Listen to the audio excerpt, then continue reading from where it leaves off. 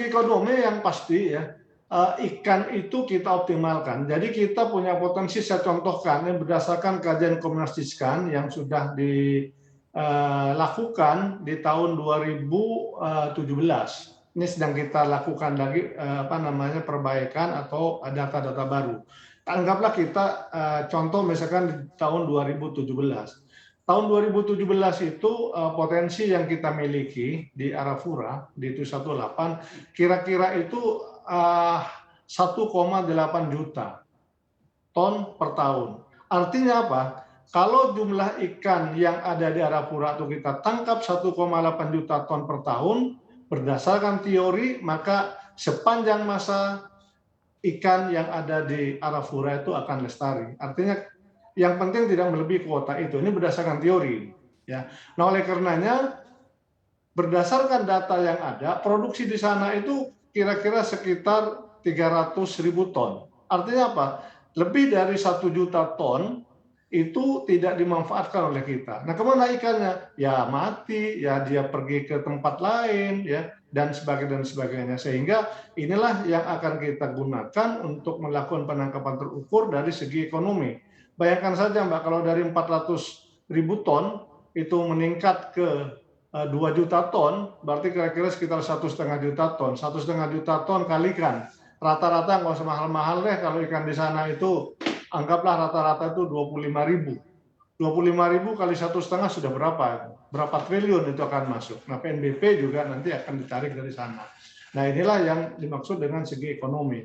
Kemudian masih bicara tentang segi ekonomi. Itu kalau misalkan didaratkan semua di sekitar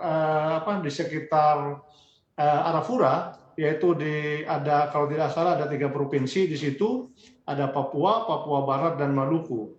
Kalau itu semuanya didaratkan kurang lebih 1,5 juta ton, didaratkan di sana bahkan bisa sampai 2 juta ton misalnya, itu betapa industri akan berkembang di sana. Kalau industri berkembang di sana pasti akan ada perputaran ekonomi yang sangat signifikan, termasuk juga penyerapan tenaga kerja, uang berputar dan sebagainya.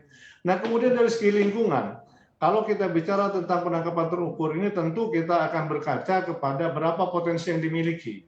Nah, potensi yang dimiliki ini tidak boleh melebihi dari yang diperbolehkan. Jadi kalau misalkan rumus secara ilmiah ini sudah menjadi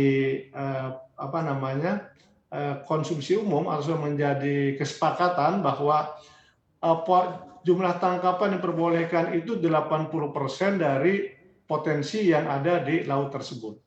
Jadi kalau misalkan katakanlah sekarang potensi terakhir di sana ada 2,6 juta ton, ya berdasarkan data, maka kira-kira kalau misalnya 80%-nya itu masih 2,1 juta ton.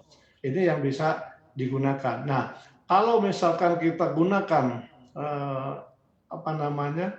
pengontrolannya, ya katakanlah sekarang kita karena kehati-hatian kita itu tidak boleh digunakan semua. Katakanlah 50% deh.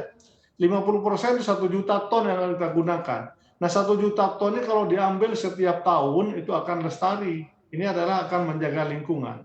Kemudian yang kedua, dengan penangkapan terukur ini kan ada sistem kontrak, di mana sistem kontrak ini nanti semua pelabuhan-pelabuhan itu akan kita pantau, kita pasang petugas-petugas di sana. Karena kelestarian ini selain dia tidak boleh melebihi kuota, juga harus menggunakan alat tangkap yang ramah lingkungan.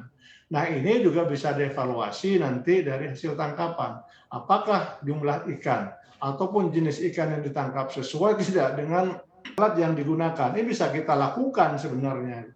Nah, ini dari segi Baik. kelestarian. Jangan lupa unduh aplikasi CNBC Indonesia di Google Play Store dan App Store untuk ikuti terus perkembangan terkini terkait berita ekonomi dan bisnis.